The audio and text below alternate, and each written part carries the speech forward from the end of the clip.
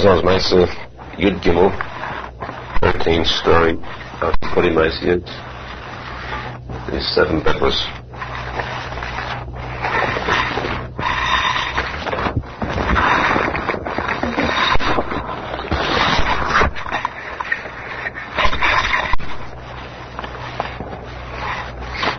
Arizal said that this story is the highest sipur of anything he ever said, and even if he had taught nothing else but this, it would still definitely confirm Rabbi Arizal as the tzadik emes.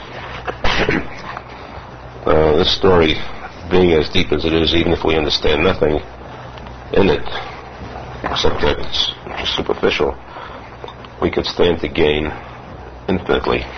Arizal says that Kabbalah, which is the highest of all the limudim, equivalent to Elam HaAtzilus, the highest Elam, yet it is permissible for the biggest of ha'oras to learn Kabbalah, because a person learning here, though he doesn't understand, will understand in Elam HaBen Eden. The Tana in this world is for the neshama mainly, and the neshama absorbs it and will understand it in Elam HaBen. Yet how can a low person learn Kabbalah? Arizal says that the necessity, key for Kabbalah is emunah, to learn it and to believe that he doesn't understand due to a shortcoming on his part. Even though there are things that seem strange to him, to believe that emunah shlema, that these words are truly heavenly words. If he has that emunah, then he is fit to learn Kabbalah. The biggest goin in the world, the greatest genius, the deepest mind, is not fit to learn Kabbalah if he hasn't got that solid emunah. If there's anything that is not understood, he must place the blame on his own mind, his lack of understanding, not on what is written, as shown. So therefore this story is made for every person. The Arizal said for the lowest, from the lowest to the highest. So the story itself, we're going to learn one of the 2 shiur on the Arizal said, a shiur for the kiyus, which means to learn it straight through, and then later on to have a shiur for amkus, to analyze each word to the extent of our mental ability. Arizal tells that one time there was a king who had an only son. The king wanted to transfer the kingdom to his son during his lifetime. Ordinarily, the king dies, the prince takes over the kingdom. Here this was going to be a strange type of transfer. The king would give his son the kingdom while he was still alive. So he made a great ball, a feast, and it's understood that when the king makes a ball, it's a very big simcha. Especially now, at this time, when the king was going to transfer the kingdom in his lifetime, it was surely a very, very great simcha.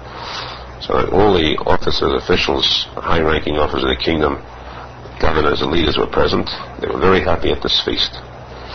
And, of course, the whole land, too, was profited by it, benefited, because it was a big covet for the king. When there's a covet for the king, naturally, everyone benefits. The more covet the king receives, the more benefit to the subjects. There was a very great simcha. Again, Rabbi Arizal repeats this very great simcha.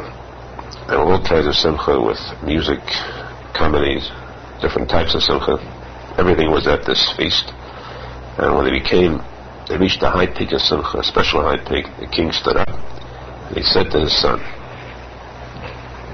being the fact that I could see in the stars, I could foresee the future, and I see that you are going to lose the kingdom, you're going to step down from the kingdom.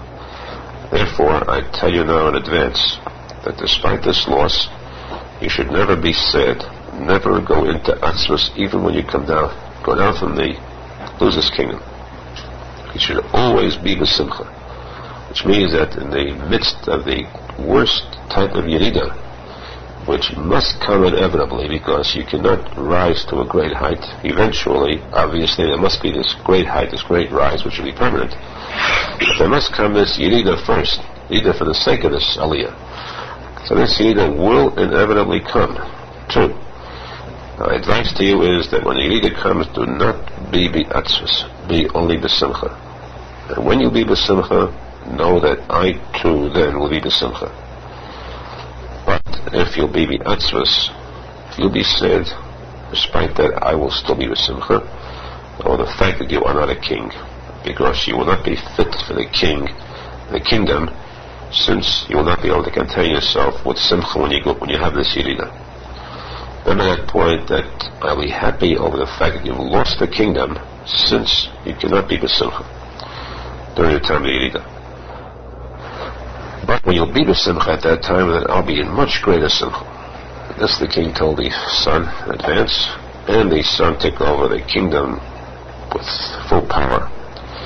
And he appointed for himself a new cabinet, new officers, new officials. This king, this prince, a new king, this prince was very wise, very great chacham, and he craved chachma. For him, his greatest enjoyment was wisdom. He had many great chachamim at his side, advisors, and when it came to him with a special new item of knowledge of chachma, it was very valuable to him, very enjoyable, and he would pay these people, he would reward them for the chachma that they brought him. Each one he'd give reward, whatever he wanted. He gave me the covered wealth for the sake of his chachma, depending upon what they wanted for the chachma. Because he cared so much for chachma, so each one in the land started to partake in the study of chachma. They started to work on acquiring wisdom.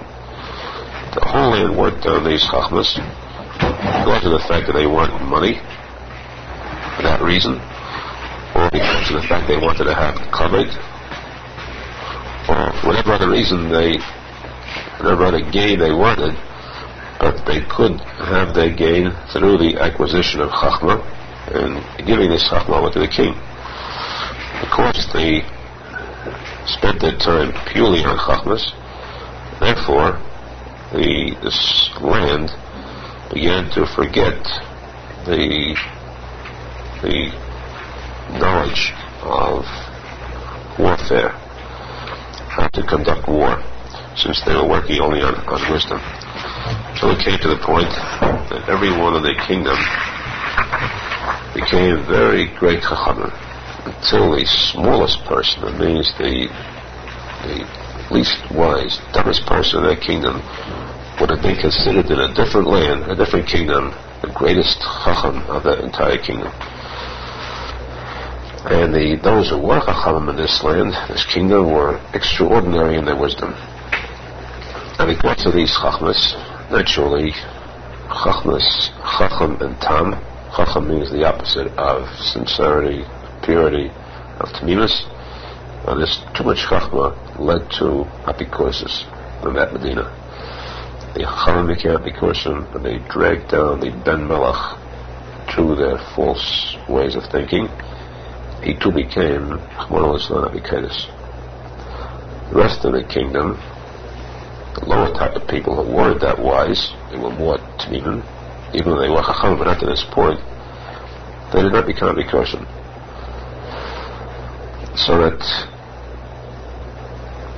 to them, their chachma did not damage them. But the greatest chacham and the prince did become apikosim. They dropped from their amunah, one of them. And the prince, who had been born in a pure manner, his father the king, had lived with good midas, good characteristics during most of his life. This good that was within him came to the surface a number of times, and he would remind himself of the fact, where was he in this world, what is he doing, what is he accomplishing, how he had fallen, and he began to sigh and to feel very badly over the fact he had fallen into such a trap on because how he had wandered away from the truth, and he moaned about it very much. But immediately he began to use his seichel again. He would strengthen himself with the chachma back to the epikosis. And this happened many times. He would have his aliyas and yeridas in his mind, and he would moan about it, sigh about it. But each time he would use a cycle again, he'd return to empty courses. So this kept on going up and back. Now, a new phase of this story. One day, Rabbi Arizal tells a story that seemingly is unrelated. One day there was something happened, sort of a revolution in a certain country, and everyone fled. They were all forced to flee that country. In fleeing, they passed through a certain forest, and a boy and girl were lost there.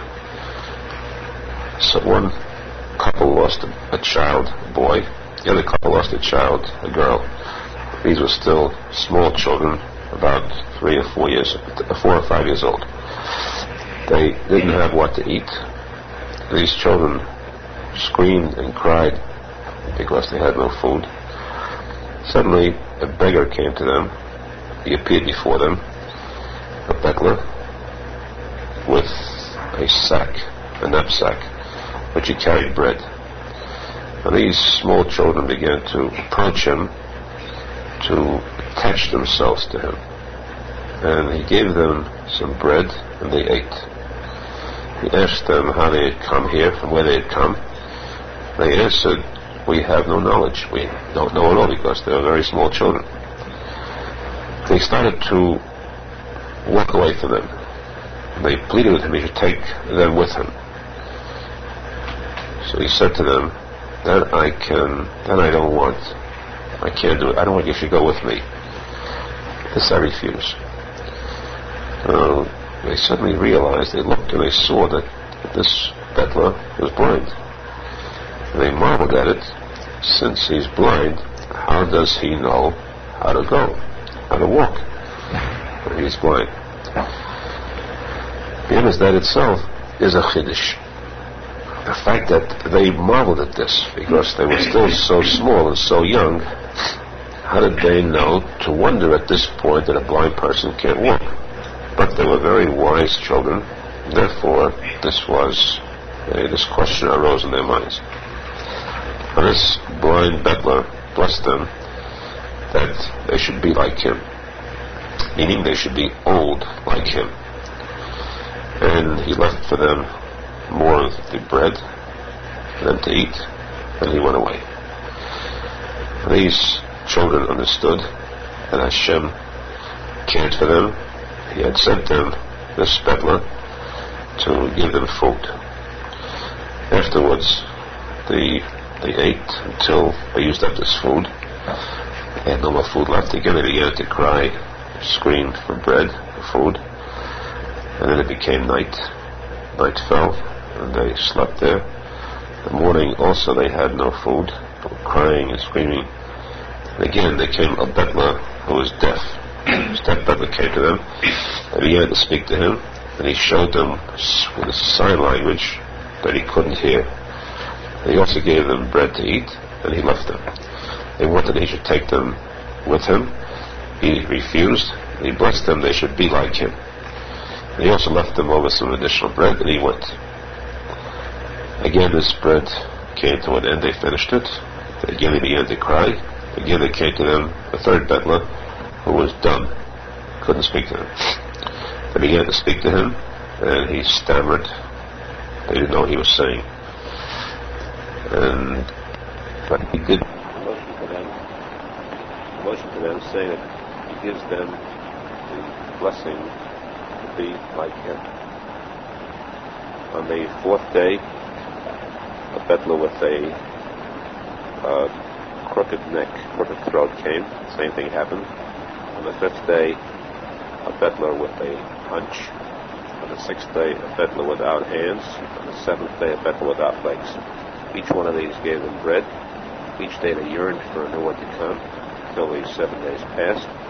After the seventh day, they decided to seek for themselves a means of food. They went through the forest, they found a road, followed this road, came to a home, begged for some bread there.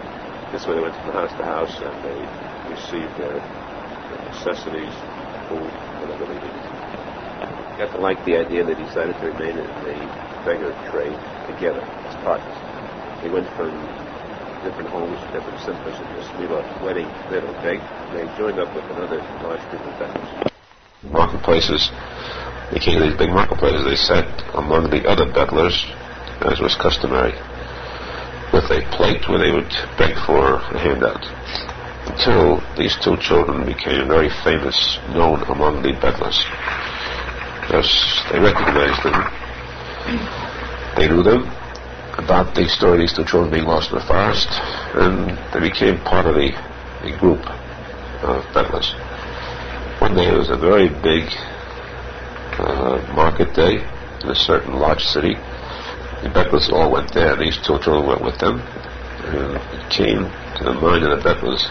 They suddenly dawned upon them that they should make a shidduch between these two, this boy and girl. As soon as they spoke about it, the idea struck them as being a very good one. They all agreed unanimously that it was good, and they consummated the shidduch. It was agreed upon. But how to make a chassidut? How do you make a wedding? So they decided that since at a certain day there's going to be a feast for the king's birthday, which is a very big feast, all the bedlars will go there, and what they'll bake for themselves, meat, bread, so on, they'll put aside some and make a chassidut meal out of that. This they did. They went to this king's feast, this ball. They begged for food, meat, and whatever they gathered, they put together into enough supply for the sake of a large meal. Then they went and they dug a big pit, a giant-sized pit that could contain 100 people. They covered this pit with reeds, earth.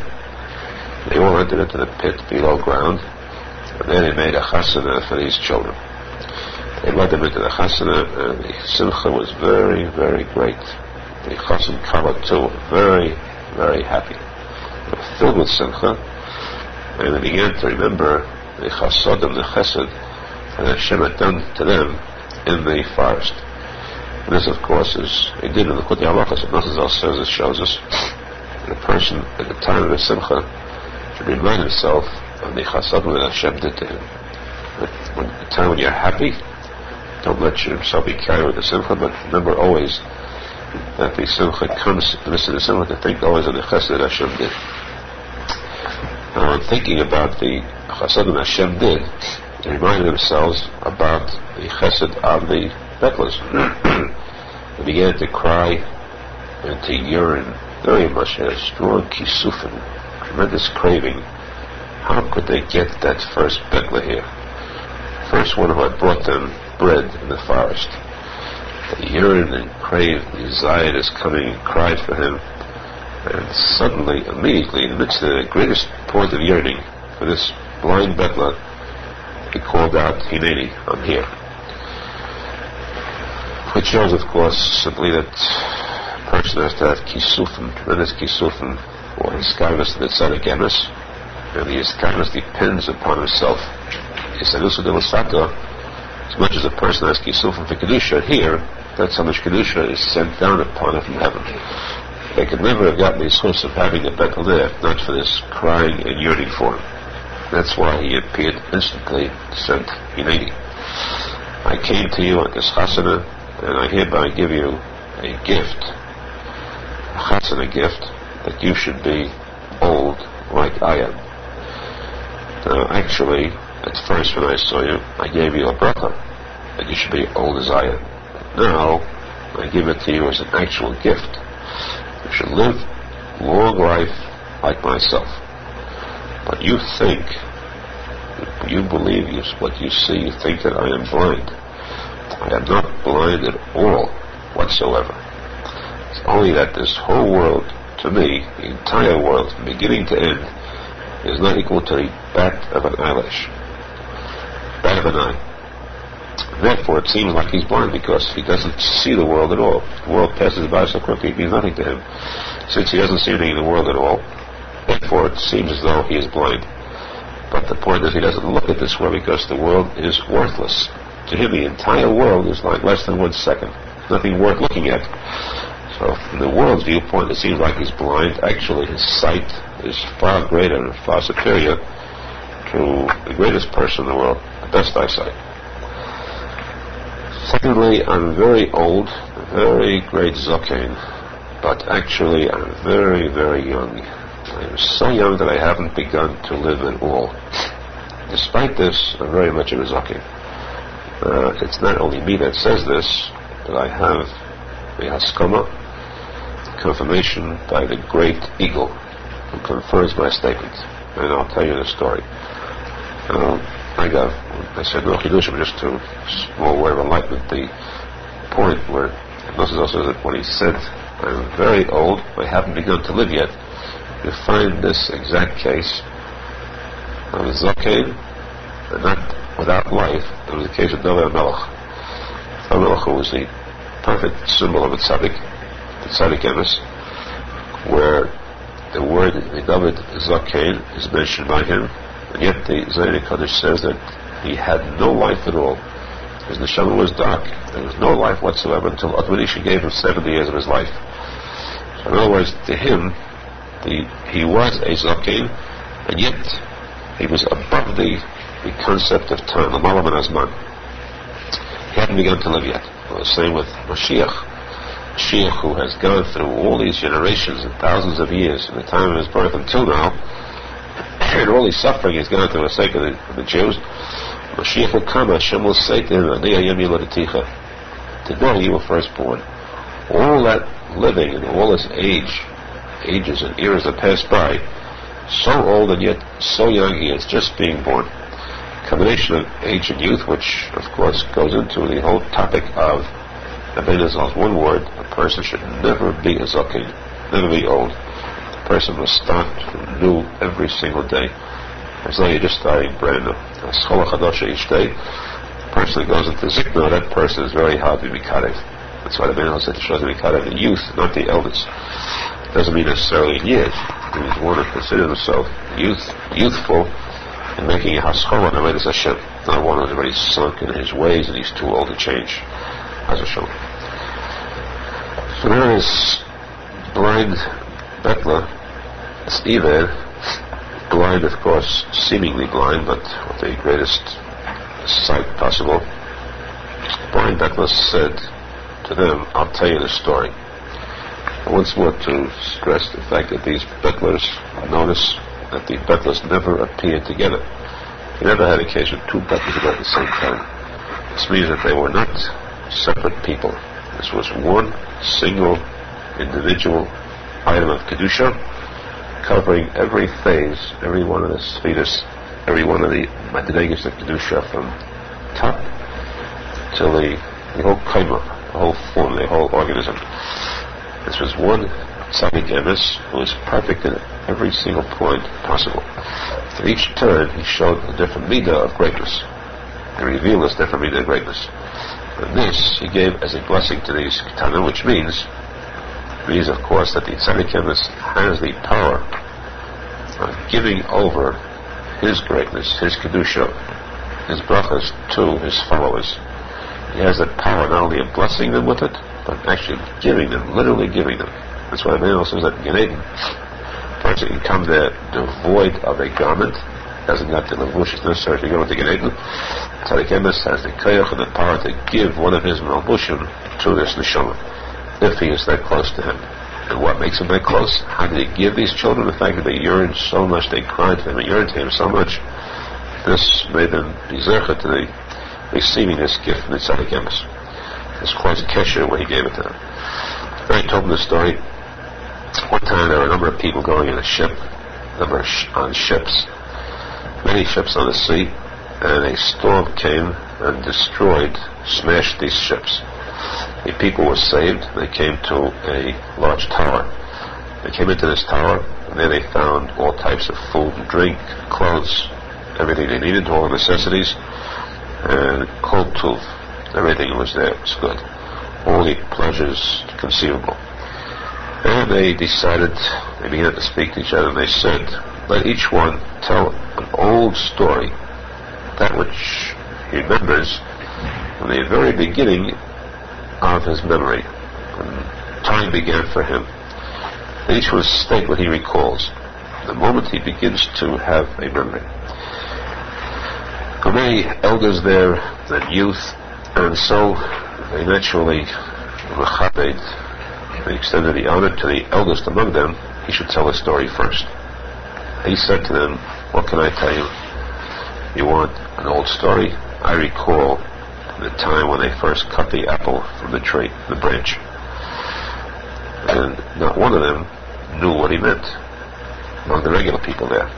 But there were big chachamim there, and these chachamim said, certainly this is a very old story. And so they accepted the story, and they honored the second one to tell the story.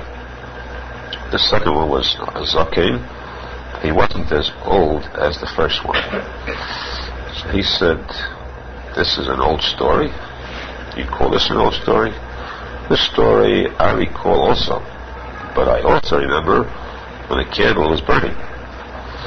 So they said, this is an older story than the first. And that's very strange. How come that the second one, who was younger than the first, remembers a story that's further back, older than the other one?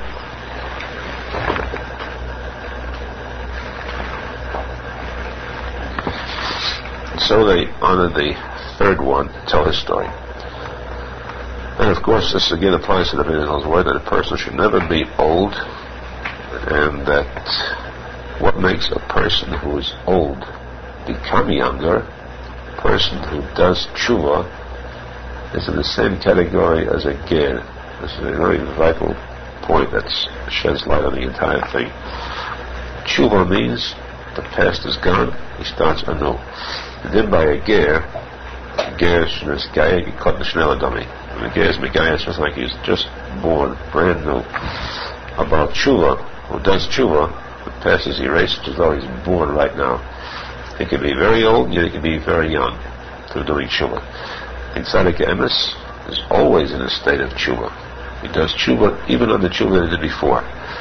And the main tshuva, the ultimate, is the tshuva of Elam Haba. That's the word Shabbos, which is made Elam Haba. The word Shabbos is Lashon Tashuv, to tshuva. So therefore they said he is younger and yet he is older.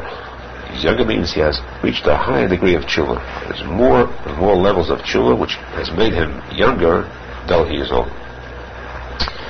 They honored the third one to tell a story. He told them, this third one who was still younger said, I recall your stories, and I also recall the beginning of the fruit as it began to take form. So they all said, this is an older story than the others. The fourth one, who was still younger, said, I recall when they were first leading the seed to plant into the fruit. The fifth one, who was still younger, said, I recall when the Chachamim were first planning about bringing out the seed. The sixth one, who was younger, said, I recall even the taste of the fruit before the taste entered into the fruit. The seventh one said, I recall the reach of the fruit before this reich entered into the fruit. The eighth one said, I recall the looks, the matter of the fruit before it was drawn on the fruit itself. And then this blind bettler who was telling us said, I was then very, very young. I was the youngest one there, and I was also there. And I said to them, I recall all these stories, and I recall nothing at all. And they all cried out, this is surely the oldest story, older than all of them.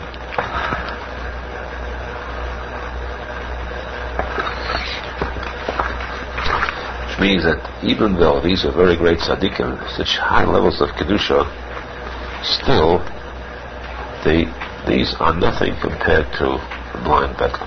Now, how could you say nothing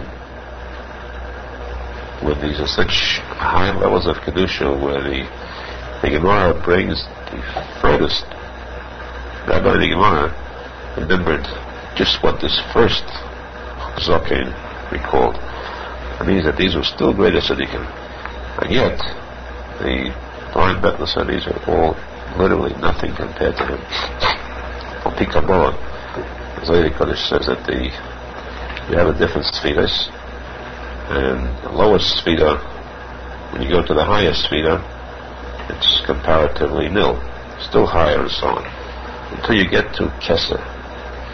Keser, the crown of all the spheres, is the highest of all the spheres. Arizal says that in order to describe this Kedusha, these spheres, how do you describe one to the other? What term do you use for it? Amiga, Kedusha, Sfira. In Kabbalah we always use the word oil. It's the only thing we can use. A light. This light is higher, this light is greater, so forth. To our physical mentality, material mentality, we have no way to describe something spiritual. So the only word we can use for it is light. This oil, the oil which is higher than the other. The Gavaya is a higher oil, and it's still a higher oil. The greater the level of Kedusha, the more pure the oil is, this light. And the brighter it is. As you go down, the light becomes duller and darker. That means that the brighter the oil, the higher the level of Kedusha of that oil. Which would mean, naturally, that the brightness of the oil of Keser is so great, far above and beyond all the oils that are below it. We say that the brightness of the sun, will be 7 times as bright as it was during Shulchan and Bereshis. Again, speaking about the level of Kedusha that will be revealed then. Above all the brightness is the oil of Keser. Keser is the brightest oil. And yet, when we speak about Ilas HaKol HaIlas, about HaKadosh Baruch Hu, Lashon Zohar HaKodesh is a Keser Elyon Uchma Gabei. The Keser Elyon is black, completely pitch black, compared to HaKadosh Baruch Hu. It's going to such a highlight. It's speaking about Ein Sof, Chinas Ayin. Ani Hashem Lekecha, Ani is Ayin. You get to Ani Hashem Lekecha, then the Keser Elyon, the top level of Kedusha, is black. That's why here he said, I remember nothing, I recall Ayin. Therefore, all these stories, you're all in different spheres, different madrigas, but you're still black, dark. There's no air compared to me, zero compared. We went off track because we promised no fiducium, and I apologize for this backing out of it. So everyone marveled at the fact that this child, the blind Bethlehem, should remember more than all of them. Suddenly there appeared a great eagle. He knocked down the tower, and he said to them, stop being poor, return to your treasures, and use these treasures of yours. He told them to go out of the tower according to their age, according to their elder. Whoever is older, in respect and deference, should go out first. So the first one to go out of the tower was this child.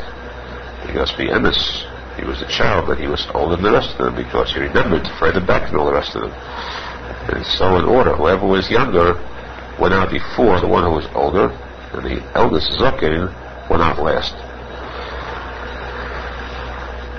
Then the Nesher Agodov, this great eagle, said to them, I will explain to you the stories that were told by these Chachamim.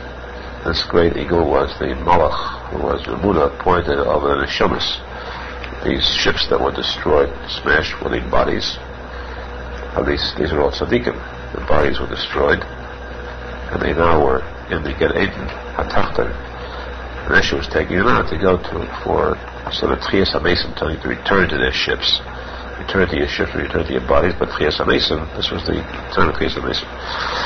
He said to them, I will explain these stories for others to understand also what these Chachamim did when they told these stories. The one that told about he recalled cutting the apple from the branch, and means that he recalled when they cut the cord that attached him to his mother at the time of birth. The second one who said he recalled the time when the candle was burning, and he remembers the time when, during the months of pregnancy, when there's a candle burning over his head, and with which light he could see from one end of the world. This Ner Derek Adesh Ner, we explain this Ner is Nefesh, is the Neshama and the Ruach. So the neshama is in the mayach. That's the neshama at the time with which he studies Torah from the malach. The third one who said he recalls when the fruit began to form. That means he recalls when the body of the infant first began to form in the womb. The fourth one who recalls when they led the seed to plant the fruit. That means he recalls when the seed was first drawn at the time of the zivik. The fifth one who recalls the chachamim who were bringing this seed. That means he remembers also when the teapot was still in the mind. This teapot, the seed, comes from the mayach. And he recalls when the teapot, before it was even being led to the zivig, was still in the mind itself. Sixth one, he recalls the tam, the taste of the fruit before it reached the fruit. That means he recalls the nefesh before it was put into the child. And the reach means the ruach, it's the high degree, nefesh, ruach, and neshama. The manner, the sight of the fruit before it was given to the fruit, that's the neshama. And this child, this youngest one, who says he recalls nothing, it's because all these are still within the concept of time. It's very far back and very remote, but it's still governed by time. This is before this is before that. The blind Bethler said he recalls nothing because he is completely above the concept of time. He recalls even that which is before nefesh, ruach, and neshama, which means the bechina of ayin, nothing, which is the highest kedusha. Then the great eagle said to them, return to your ships, which means your bodies that were destroyed, they should become rebuilt. It's now Trias HaMesim. Now each one go back, and he blessed them. And the blind Bethel said, to me, the great eagle said, you come with me, because you are just like me.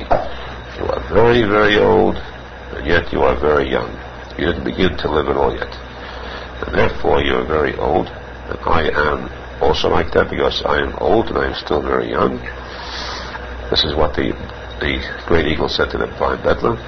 So the blind Bedlam said, we see from here that I have a confirmation from the great eagle that I live a long, long life, a very long life. And now I give you this long life of mine as a gift for the Chassidut. And it was a very, very great outbreak of tremendous degree of simcha. The second day of the Shivas in Mishnah, they had the Chassidut, 7 days of celebrating. Second day, again, this couple, this boy and girl, started to remember about the time of the forest. They remember the second Bedla, the deaf one, how he had given them a new lease on life. He gave them food. They started to cry and to yearn, how can we get the second Bedla here? This deaf Bedla.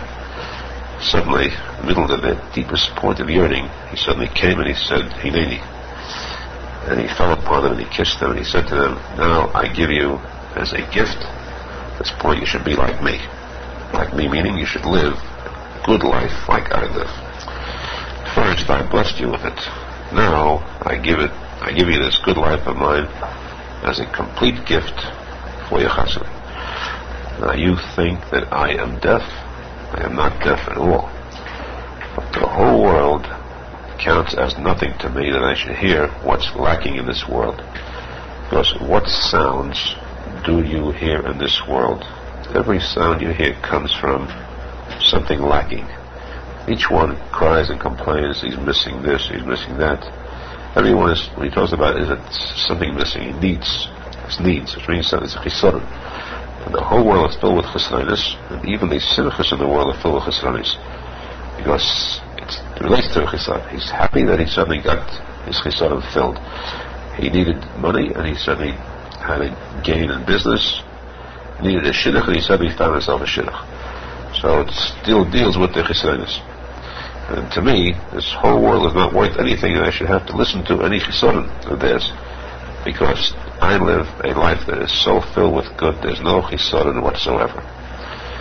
Now I have a haskama, confirmation, on this fact that I live a good life from the famous land, the land of wealth.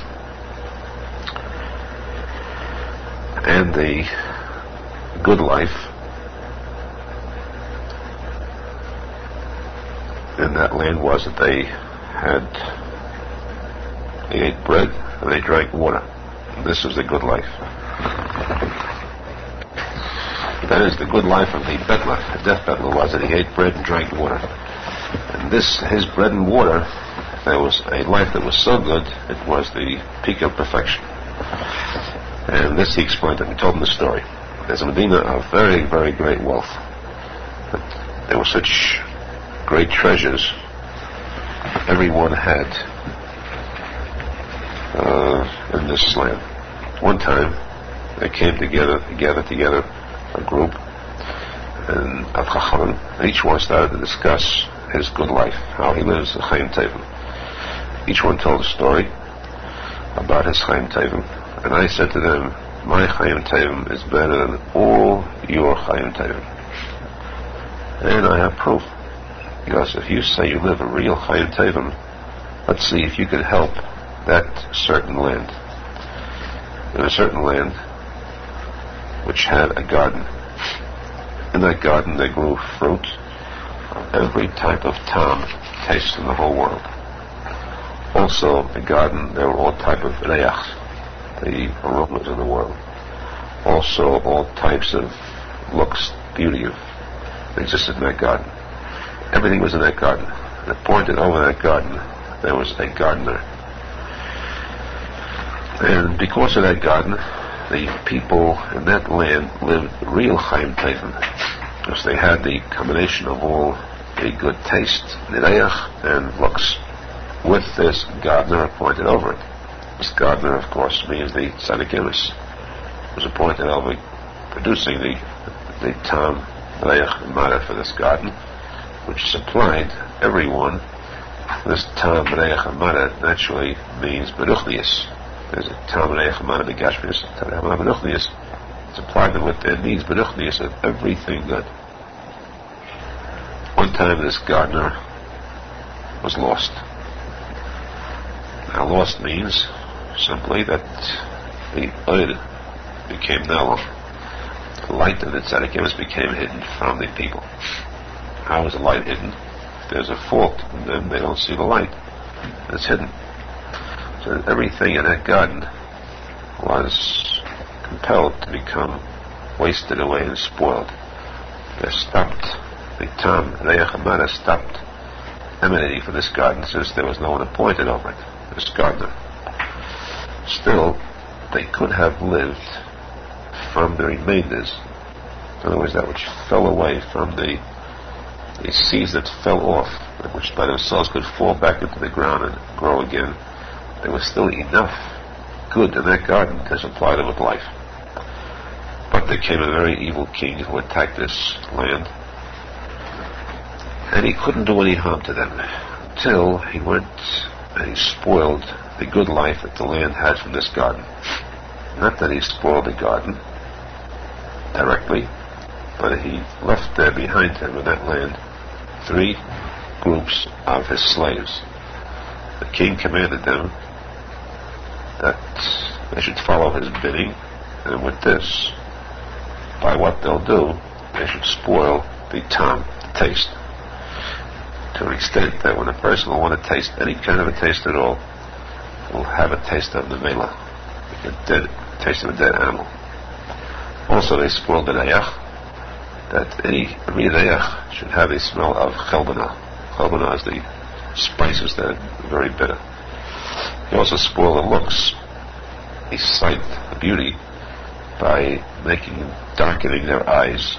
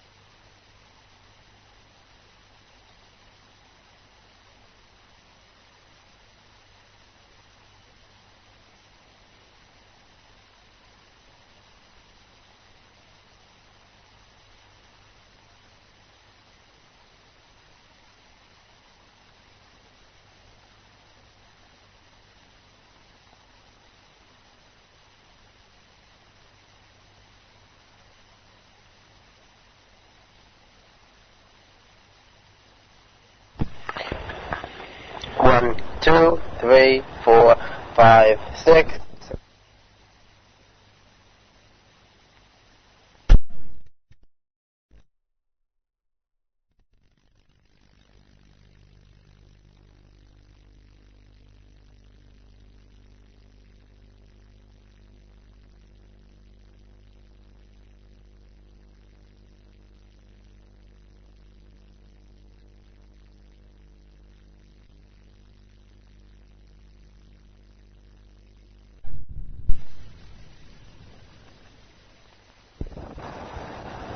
Clouds should form over the eyes.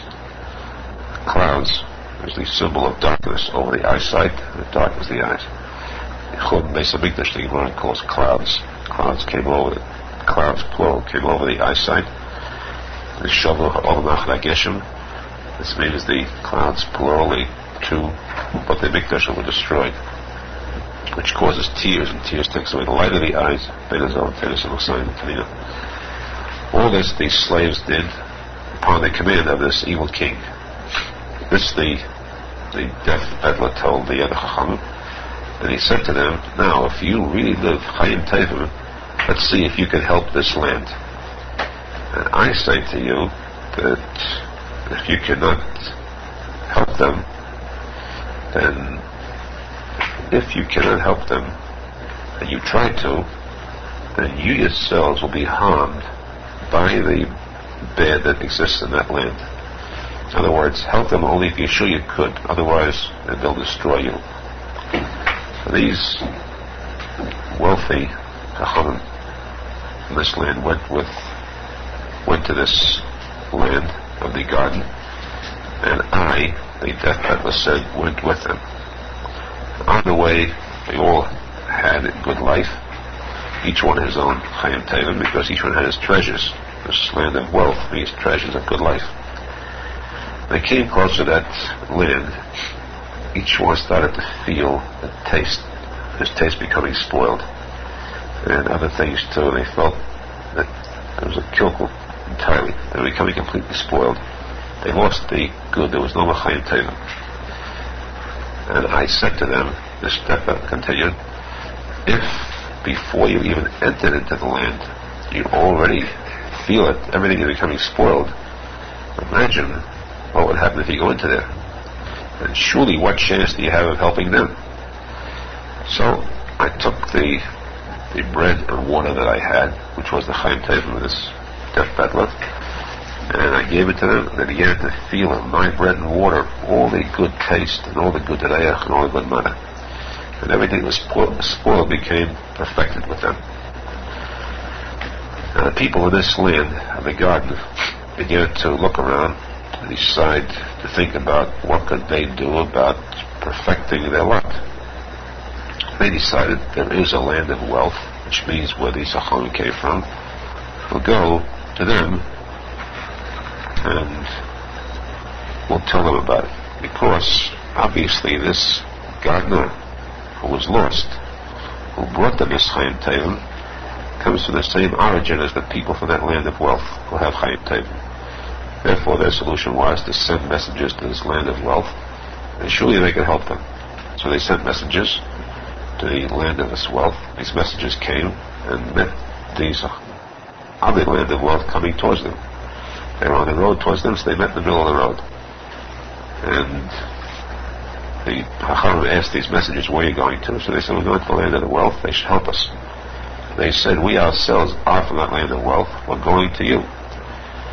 So this deaf peddler said, it's me you need, because you can't go there to help them. Therefore, you wise men of the land of wealth remain here. I will go myself with these messengers to help them. And he went with them. He entered into this land. And each city he came, he saw that groups of people got together and they were joking. They were telling jokes, like sonas.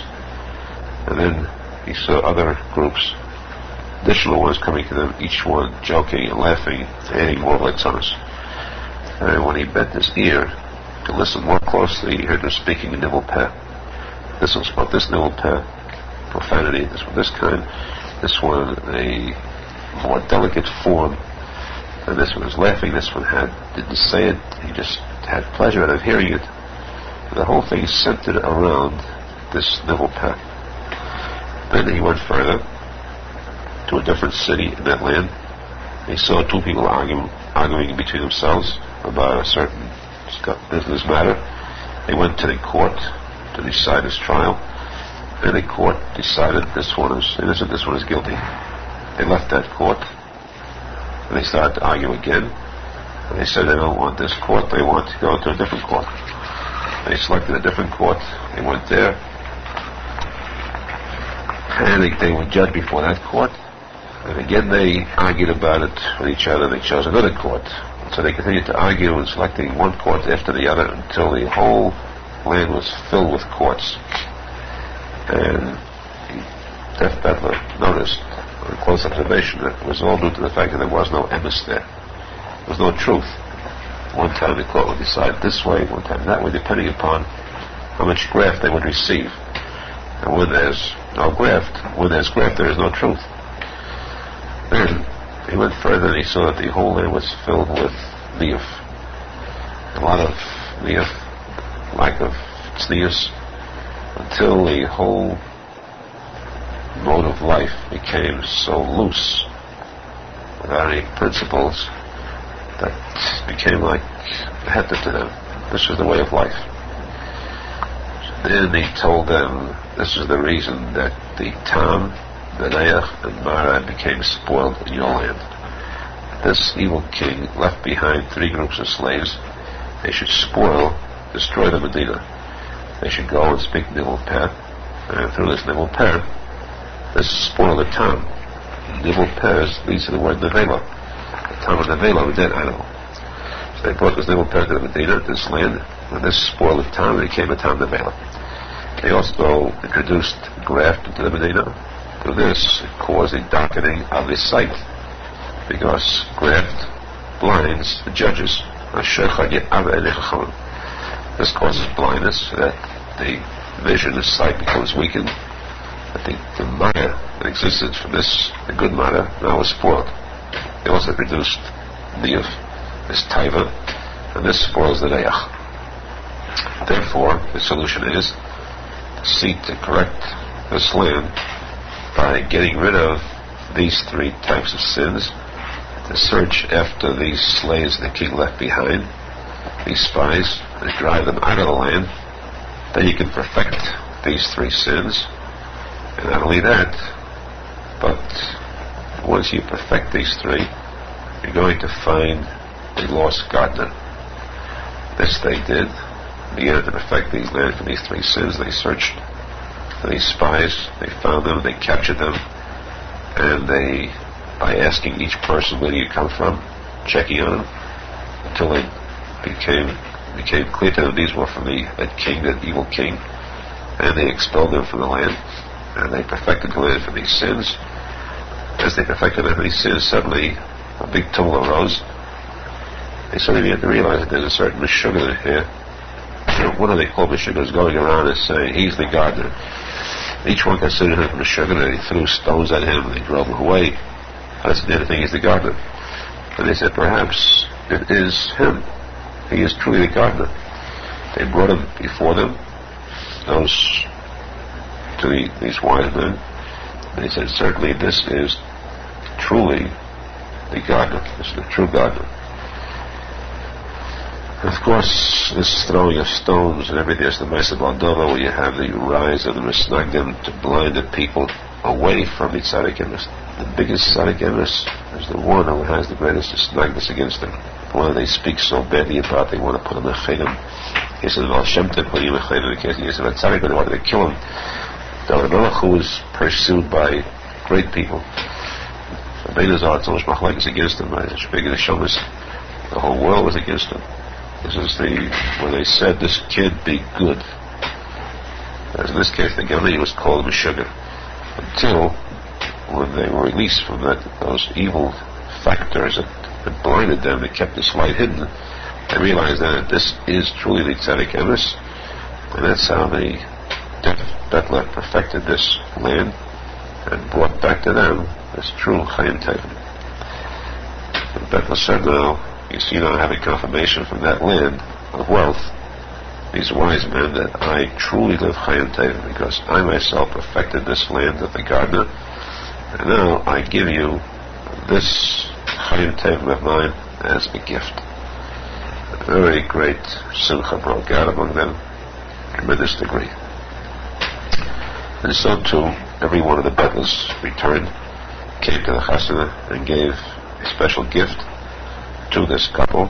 First they just blessed them with it, and they gave them as an actual gift. The first one gave them the gift of long life. The second one gave them the gift of good life, perfect life.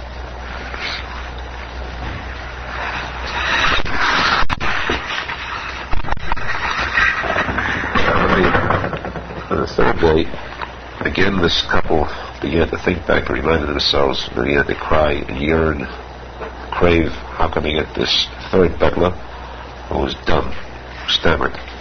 Suddenly he came and he said, he fell upon them, he kissed them, he told them the same thing. First I blessed you, you should be like me. Now I give you as a gift the power to be like me. You think that I am dumb, I can't speak. Truth is, I'm not dumb at all. It's just that all the words that are spoken in this world that are not praise, actual praise to Hashem, are not complete. They're not perfect. And therefore, he seemed like a kvad peh, like one who's dumb, because he was dumb from all the words of this world. He wouldn't speak the words that are this worldly words. They're not for him. His words are only those that were pure and perfect, words that you don't find in this world. But in truth, he said, I am not a kvad peh at all. I'm not dumb whatsoever. On the contrary, I have the most marvelous, miraculous power of speech. I can speak, I can say songs of praise that are so marvelous that there's no person in the world, created in this world, who couldn't have the greatest desire in the world to hear me. And in these special words, beautiful wording, phraseology, terminology, and songs that I know, there is found in them all the wisdom in the world. And for this, I have the haskama, the confirmation, from the great, great person who is called the Ish Chesed HaEmes, the great, true Ish Chesed. And in this, there's a whole story to tell. One time, all the Chachamim were sitting, and each one boasted about his Chachma, about how wise he was. Each one spoke about a special detail of wisdom that he possessed. First one boasted that he was able to discover through his wisdom, his power of wisdom, how to make iron, how the forming of iron. The other one boasted he could make a different kind of a metal. Another one said he boasted with his wisdom he's able to make silver, which is worth much more. Next one boasted he could make gold. Next one boasted he's able to make weapons of war. The other one boasted he knows how to make all these metals. He can make these metals, but not from the metals themselves. He can make them from different metals. He can change one metal to the form of a second metal. The next one said he has different types of wisdom because he's able to produce new types of forms like gunpowder, other types of new discoveries. And one of them said, I am a bigger chacham than all of you, because I am as wise as the day. And they didn't understand what he said. No one understood what he said. What he meant when he said he's as wise as a day. And he said to them, because all your chachmas, you can gather them all together, all combined, they will not be more than just 1 hour. Even though each chachma itself is taken from a different day, comes from a different day, originates from a different day, according to the creation that was on that day, because each day of creation is something else. There's a different compounding of elements, and all chachmas are compounds of different elements, so that each chachma comes from a different compound, a different day of creation. Still, I'm wiser than you because I am as wise as a complete day. This the last Chacham said. So this Bettler, the dumb Bettler, said to this Chacham, tell me, like which day? You're as wise as the day, as wise as which day? This Chacham said to the people there, this Bettler is wiser than I am. Because since he asks, like which day, that means he's wiser than me. But my answer is, I'm as wise as any day you want. Now, this Chacham added, it will surely be difficult to understand. Why, if this Bettler asks me as wise as which day, is he wiser than me? Since I said I'm so wise, I'm as wise as any day you want. So why is he still wiser than me? But there's a whole story attached to this.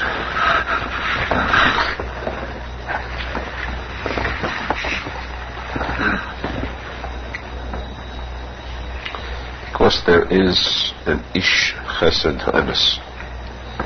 Chesed means kindness, emes means truth. A great ish means a great tzadik, a chesed emes. Will be emes, a very, very great tzadik. Great chesed emes. And this Bettler, this Chacham was telling a story for the other sake to tell him why the Bettler is greater than himself. This Bettler goes around and collects all the chasadim shel emes. It means the good deeds that are done. Good deeds that are done truthfully, unselfishly. He brings all this chesed shel emes to this great tzaddik of chesed shel emes, and the tzaddik takes all this chesed shel emes, and with this he creates time. Because time itself is created through chesed shel emes. Without chesed shel emes, you couldn't have the creation of time. Time continues, is perpetuated through acts of chesed shel emes. And this is also to keep in mind the fact that a person should know from these words that he is not considered living time unless he does good deeds. In order to create life for oneself, he must, this teaches, to do chesed shel emes, to do good deeds throughout. And this Bettler, this Bettler goes and gathers all the chasadim shel emes. He brings it to this tzaddik ish chesed emes, and he creates time with this. That's how we have the days, the time in general. Now there is a mountain, and on this mountain stands a stone. There's a big rock on this mountain, and from this mountain, from this rock, comes forth a stream of water. Every item that exists has a heart. Each thing must possess a heart. The heart is the center, it's the lave. And the Zaydik Kodesh says, why is it in the center? Because since the heart is the life of the entire body, it must be equidistant so that each part of the body could receive from the heart at an equal time. It will be unfair to have the heart placed not equally distant. That's why the Torah says, Eitz HaChayim B'Ser Chagan. In you have different trees, and the tree of life was right in the center of the garden. To give life to all, life of heaven to Gan Eden. That's why the Beis HaMikdash was right in the center of the world, the Evan Shasiyah. The whole world was drawn from this central stone, the central point. So,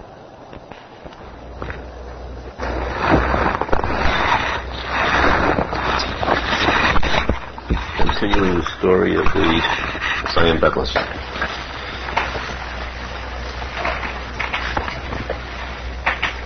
Every center is called a lave, the heart of each item. So that everything requires a heart. That's why the world too, in general, has a heart. And this heart of the world, though it's the heart, it is still a complete organism. The heart itself has a face, hands, and feet, but it's different than the face, hands, and feet that are found elsewhere, because even the toenail of this heart is more heartfelt, has more heart to it than the best heart, actual heart of anything else. Now, Now, this mountain and the stone and the well that comes from it stands at one corner of the world, one end of the world. The heart of the world stands at the other end. And these two, at opposite extremes, face each other. The heart at one side faces this well with a powerful yearning, a desire to get to this well. A very, very strong yearning. And this heart cries out with all its might to come to this well. At the same time, in return, the well too yearns, desires, craves to get close to this heart. Both desire coming together. It means the yichud of kedusha, desire to get together. Now this heart has two weak points about it. Two things that cause it weakness. One is because the sun keeps on pursuing it, beating down upon it and burning it. Because of the fact that it wants to get close to the well. The second weak point is that because of the great yearning on the part of this heart, the great desire, craving, to the point of passing out this well and crying continually, so that itself makes the heart weak. It weakens it, this crying and yearning. And when it has to rest, there should be, to regain some of its strength, to renew its strength, and a giant bird comes over and spreads its wings over this heart and protects it from the sun's rays. And then it has a little rest. But even at the time when it rests, it still continues to look at this well and yearn for it. The question is, since it yearns so strongly for the well, why doesn't the heart simply go to the well? The answer is that when it wants to go, and it does start going towards the well is on top of a mountain. As it gets close to the mountain, when it reaches the bottom of the mountain, as it gets to the point close to the bottom of the mountain, the well on top of the mountain becomes hidden from it. That's the nature. From a distance you can see the top of the mountain. When you get close to the foot of the mountain, it's impossible to see the top of the mountain anymore. So when it gets close to the bottom of the mountain, then it can no longer see the well. And if the heart would not see the well for a moment, then the heart would stop beating, would pass away. It couldn't live for a second without seeing this well, because the main life of this heart comes from the well. Now, when it stands opposite the mountain, at a distance you could see the tip of the mountain where the well is. When it gets too close, then you can't see. The tip is hidden, and then it could cause his passing away. And of course, if this heart would pass away, chas v'shalom, then the whole world would become bottled. The world cannot exist without a heart, because the heart is the life of everything. It can't be in existence without this heart.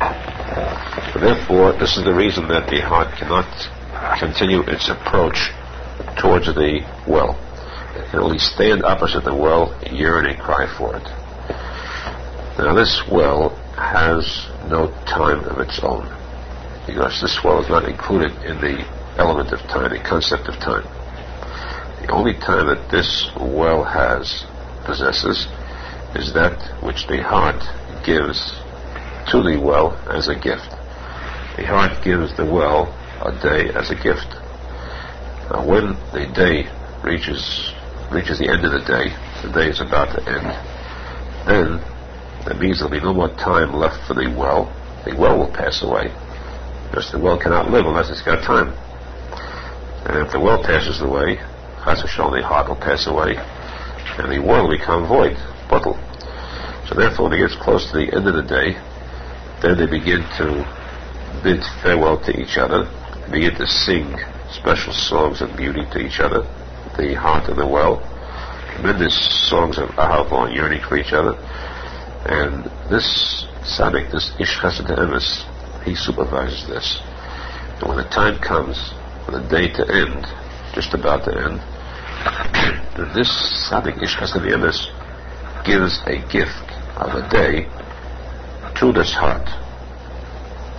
And the heart gives this day to the well. That there is another day left for the well, and the well can exist, the heart can exist, and they can both continue to exist. Now, this gift of life, of day, comes from the Ish Chesed Shel Emes. That now there is continued time left for the well. When this day comes, this day that the Ish Chesed Shel Emes has, when he gets this day, wherever this day comes from, it comes filled with songs and praises to Hashem, in which are all the various types of chachmas. And this, of course, Rosenfeld says, means that the day is composed of these tefillos, songs, and this praise to Hashem. That's what constitutes the entire ikar part of the day. So that there are many differences between days. You have one day of the week, second day of the week, you have, according to David Levine, used to sing a special Shir Shel Yom for the first day, the second day, and so on.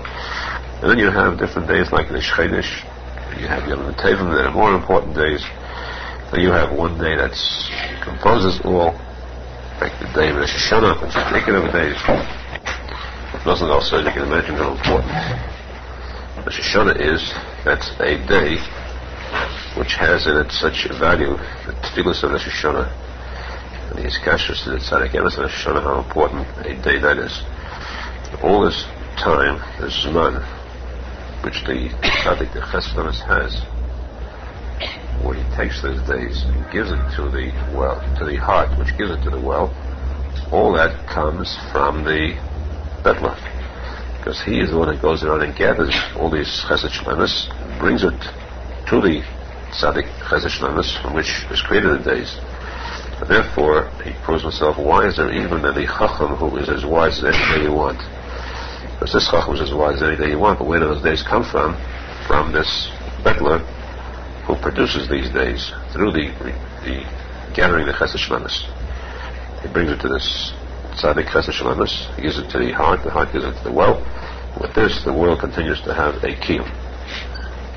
Therefore, the bedler said, I have a haskama from this ish chesed shel emes, that I know all the wisdom and the songs and praises that are found in all the chachmas, of which the days are composed of, and this I give to you as a complete gift for your wedding. You should be like me.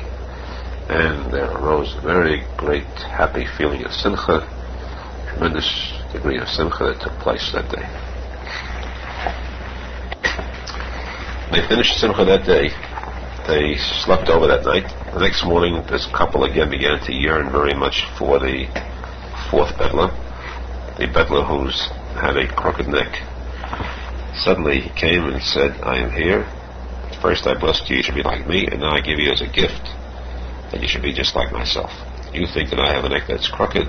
My neck is not crooked at all, chas v'sholom. The contrary, my neck is the straightest, smoothest, nicest neck that exists.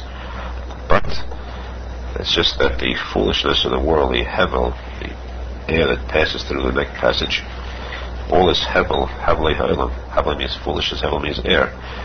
The havlei ha'olam doesn't count to me at all. I want no part of it. And therefore it seems like my neck is crooked, because he turns his neck away from the havlei ha'olam. He wants no part of it. But in truth, I have a neck that's the greatest beauty, the most marvelous one of all, because I have the power of sound, koil, a voice, where every single marvel of koil that exists, I have all types of koil, even a koil without sound, without speech. Sound alone, without speech, too, I possess. Everything I'm able to bring out with my koil, because of the fact that I have a throat that's so marvelous. And on this I have a confirmation from a certain land. There is a certain country, a land that's bucky, it's perfectly versed in all the wisdom of music. And everyone there has taken himself to this chachma of music, and even the smallest children to study music. There's no cotton there that doesn't know how to play on every type of musical instrument. But the smallest one there in that land is a greater chacham in music than the biggest chacham of music in a different land. Now these chachamim and the king in that land and the musicians are extremely versed in that chachma music. One time, the Aharon of that land were sitting. Each one boasted about his power of music. One boasted that he knows how to play on a certain musical instrument. The second one could play on a different musical instrument. Third musical instrument, and this one said he could play on several instruments at a time. Next one said he could play all musical instruments. And this one said with my voice, I can imitate a certain instrument. Next one said he could imitate a different one. Next one said with his voice he could imitate many instruments. Next one said with his voice he could imitate the actual sound of a harp, of a drum, the sound of a drum. And the next one said he could imitate the sound of a shot, a rifle shot, or a cannon shot. These are the statements of these Aharon. And the Bavly said, I spoke up and I said, my voice is better than all of yours. And the proof is that if you are so wise in the wisdom of music, let's see you help certain two lands. These two lands are 1,000 parses, which means 4,000 miles apart. And these two lands, when night falls, the people in those lands cannot sleep. Because as soon as nighttime comes, then everyone there starts to cry. They start crying and sobbing, very, very deep, pitiful sobs, men, women, and children. To such extent, it is so pitiful that even a stone lying there could melt from pity. Because, what causes this? At night, they hear this of crying. And because of this sound of crying, it draws them too, men, women, and children, to cry along with this sound of bitter crying. And this takes place in both of these lands that are 4,000 miles apart. The reason is that they hear, in each one, they hear this special sound of crying. And this causes them all to cry. Now, therefore, if you are so wise with your music, let's see if you can help the people in these two lands. Or if you could imitate the sound, to imitate the sound of this crying that you find in this land. So the Chachamim asked this Bettler, whose neck was crooked, will you lead us to this place? He said, yes, I will lead you. They were all aroused to the point of desire to go there. And he brought them to one of these two lands. They came there. As soon as night fell, it was just as he said. They all started to cry. But even these Chachamim too began to cry along with them. It was obvious they couldn't help them, because they themselves became helpless. They had to cry also. This Bettler said to them, therefore, at least tell me what causes this. Where does this sound of crying, sobbing come from? And they said to him, do you know? Do you yourself know? And he answered, I do know, certainly. Because there are two birds. One is a Zohar, a male bird, and one is a female bird. And they're one couple in the whole world of this type. The female bird was lost. The male bird seeks continually this female bird. He keeps looking for her. And they kept on looking for each other to the point where they both wandered off from each other. And they finally saw that they couldn't find each other. So they decided to remain where they were. And they built for themselves nests. This bird, one bird, built himself a nest near one of these two lands. Not exactly that close, but for the sound of the voice of the bird, it's close. They can hear the voice of this bird in that land and where he stays. He made himself a nest there, and the female bird too built herself a nest close to the other land, 4,000 miles away. Also close enough to that land where they can hear her voice. When night comes, This couple, these two birds, begin to cry and to sob, very deep, pitiful sobs, because each one cries about his mate or her mate that's lost from them.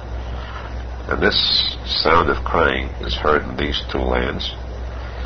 Because of the sound of crying, they cannot sleep, and they cry along with it.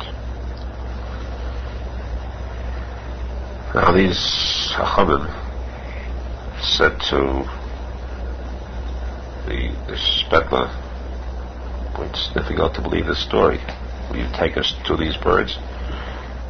So he told them, I could take you, but you will not be able to bear the pity of hearing the sound of crying.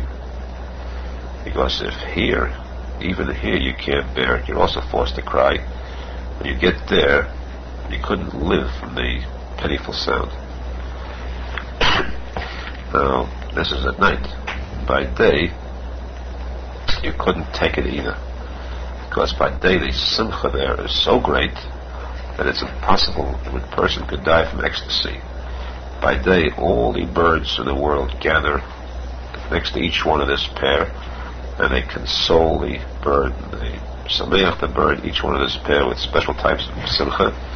They tell them words of consolation, that it is still possible you will find each other until they reach a point where by day it's impossible to bear the tremendous degree of simcha. The sound of the birds and the sameach them is not heard from a distance. This you can hear when you get there. But the sound of these two birds crying at night, this is heard very far. And it's impossible to approach them because of this. Now these two birds, of course, separated is Yichud Kudsha B'Richu Shchinte. This is the Shechina that's in Golos, away from Kudsha B'Richu. And this is Rachel Mavak Al Maneha. The sound of Rachel Mavak Al Maneha is so deep and so pathetic that if a person would hear that sound, actually, if he'd have a heart of stone, literally, it would have to melt. He would have to pass out in crying. So these Chachamim said to this Betler, you could perfect this. You have a solution for this? So he said, I could. And they said, what possible solution is there? He said, because I have the power of imitating with my voice every single sound in existence in the world. Every sound possible, I can imitate. I also have the power of ventriloquism, which means that I can emit a sound and throw my voice to a far distance. I can throw my voice to a point where right here where I stay, I can leave a sound out of my mouth and it will not be heard here at all, but the sound will be heard at a very great distance. And therefore, I could throw the voice of this bird to a distance. It would reach the other bird, and then throw the sound of the other bird 4,000 miles to reach this bird. And this way to slowly draw them in the direction of this sound towards each other. And gradually they will be brought together. Through this, there'll be a complete tikkun. But who could believe this? And he has this power. So he took them into a forest. And he said, listen. And they heard the sound of someone opening a door. The sound of a door opening. And then the sound of a door closing. And the sound of the lock falling into place. And then they heard the sound of a rifle shot. And then the sound of this is a hunter going out of this house, a rifle shot. They heard the dog running to catch that which was shot. The dog digging in the snow, and digging until finally got this catch. And all this the Chachamim heard. They looked and they looked and they saw nothing.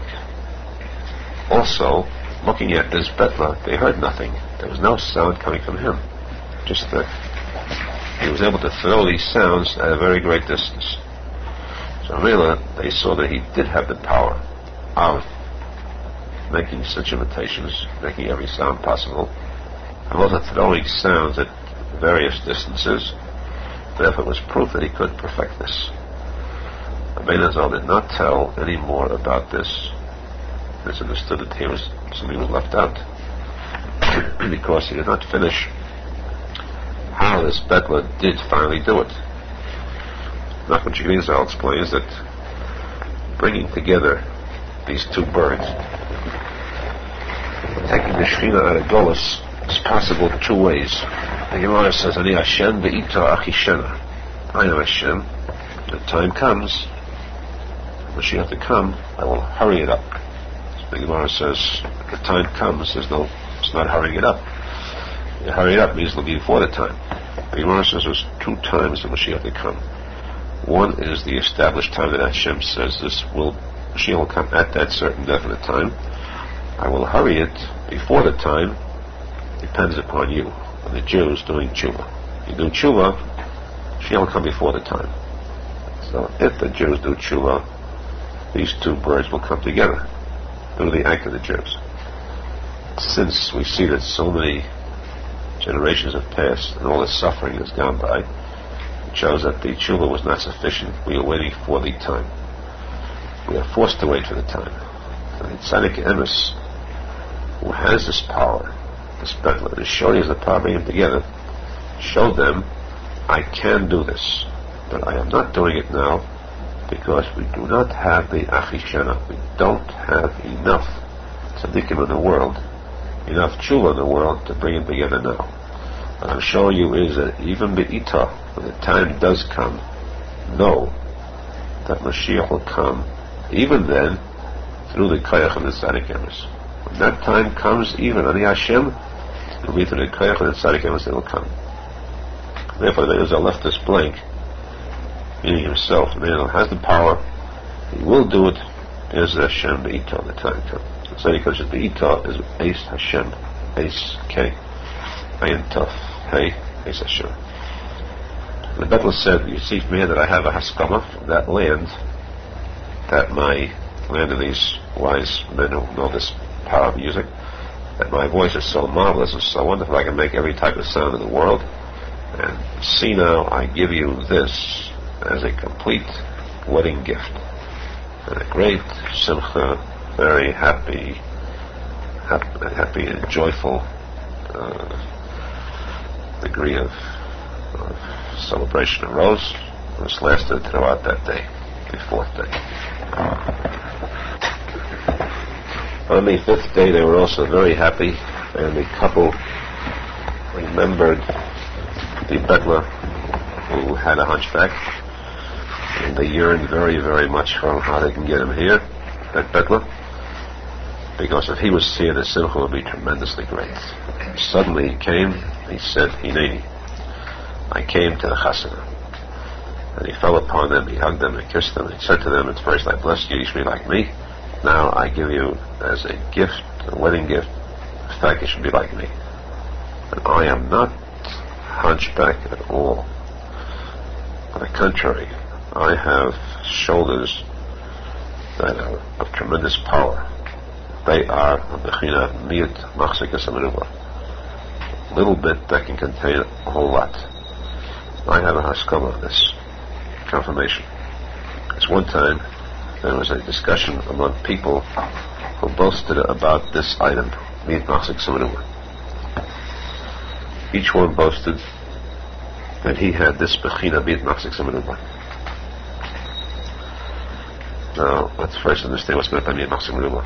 Arizal said that to illustrate this, the Gemara said that there were 10 kedushas in Eretz Yisrael, 10 levels of kedusha,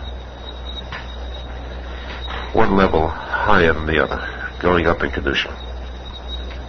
Now, for example, Eretz Yisrael itself is one level of kedusha. Yerushalmi is a higher level of kedusha. Beis HaMikdash is still higher, the Arizal and the Beis HaMikdash, and so on until the Kodesh Kodeshim, the Beis HaMikdash. Rosenfeld says, I gather that these 10 levels of Kedusha correspond to the Aseres Yemei Tshuva, going up and up in Tshuva to Yom Kippur, to the Kodesh Kodeshim, where the Kohen Gadol goes aside. As an example, Eretz Yisrael, the Gemara calls Eretz Svi, a land that is limited in size, and yet, despite its physical limit, there is no limit how many people Eretz Yisrael can absorb. If you have, in a certain area, 1,000 people fill up that area, you can put another 1,000 in and they can fit comfortably. Another 1,000,000 and so on. The more people that go inside Eretz Yisrael, it's the land of a tzvi, land of a deer, just like the deer skin. When this deer is stripped of its skin, it's very tiny, and yet when they put the deer in it, the skin stretches. So too is the land of Eretz Yisrael, can stretch, where you can put more people into it and it will always stretch enough to hold them. That's the power of Eretz Yisrael. Our higher degree of Kedusha is Yerushalmi, which is much smaller than the whole Eretz Yisrael, and yet in the Pirkei Avos it says one of the miracles of Yerushalmi was that the Olam never did a person say Tzali HaMokash Yerushalmi. Every Jew had to go from Eretz Yisrael to Yerushalmi for the Sholosh Shigolim, 3 holidays of the year, Pesach, Shavuos, and Sukkot. At no time did a person ever say, I can't find a place to sleep over Yerushalmi. The place is too narrow for me. I haven't got ease.